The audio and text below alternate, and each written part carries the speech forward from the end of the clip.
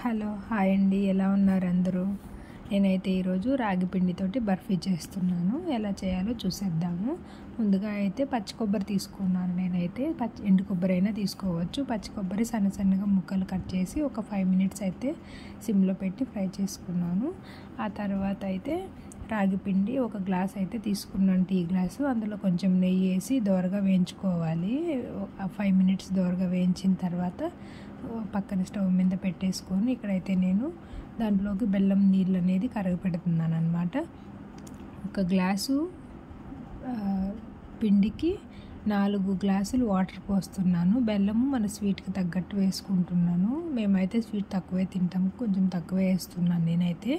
ఇదైతే మనకి పాకం రాక్కర్లేదండి, జస్ట్ ఈ వాటర్ అనేది బాయిల్ అయ్యి బెల్లం అనేది కరిగితే చాలన్నమాట. బెల్లము ఫుల్గా కరిగిన తర్వాత తీసి పక్కన పెట్టేసుకొని ఇప్పుడైతే ఈ బెల్లం నీళ్ళు పక్కన పెట్టుకున్న తర్వాత మనకు రాగి పిండి ఏదైతే ఉందో ఆ రాగి పిండి కొంచెం మెల్లగా ఫ్రై చేసుకుంటూ, ఇంకా ఏమన్నా పచ్చిగా ఉందంటే కొంచెం సేపు ఫ్రై చేసుకోండి. ఇందులోనే పొడి చేసి పెట్టుకున్న కొబ్బరి పొడి కూడా ఇందులో యాడ్ చేస్తాను నేను. ఇందాక మనం ఫస్ట్లో ఏదైతే ఫ్రై చేసామో ఆ కొబ్బరి అంతా మిక్సీ పట్టి మెత్తగా చేసుకోవాలన్నమాట. అది కూడా ఇందులో వేసి ఇంకొక 5 మినిట్స్ సిమ్లోనే వేయించుకోవాలి మనం, లేదంటే మళ్ళీ రాగి పిండి కూడా మాడిపోతుంది. కాబట్టి ఖచ్చితంగా స్విమ్లోనే ఫ్రై చేయాలి. ఈ లోపల అయితే మధ్యలో మనము అప్పుడప్పుడు కొంచెం నెయ్యి వేసుకుంటూ, ఖచ్చితంగా నెయ్యి వేసుకుంటూ కలుపుకోవాలి. అప్పుడే ఫ్లేవర్ అనేది మాత్రం బాగుంటుందన్నమాట మనకి. ఇప్పుడైతే నేను ముందుగా కరగపెట్టుకున్న ఈ బెల్లం నీళ్ళు అయితే ఏదుందో అవన్నీ ఇందులో పోసేసుకుంటున్నాను అనమాట. ఇదిగో ఇలా పోసుకొని ఉండలు కట్టకుండా మనం బాగా మిక్స్ చేసుకోవాలి.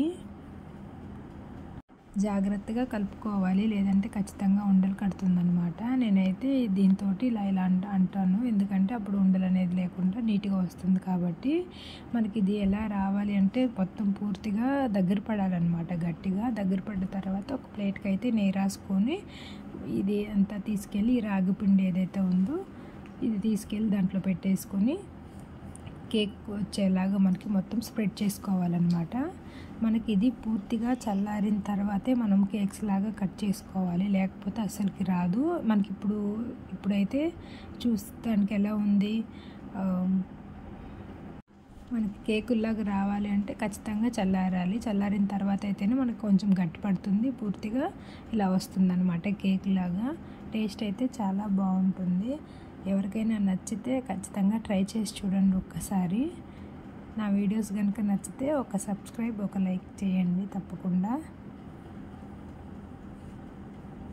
ఈ స్వీట్ అయితే చాలా బాగుంది.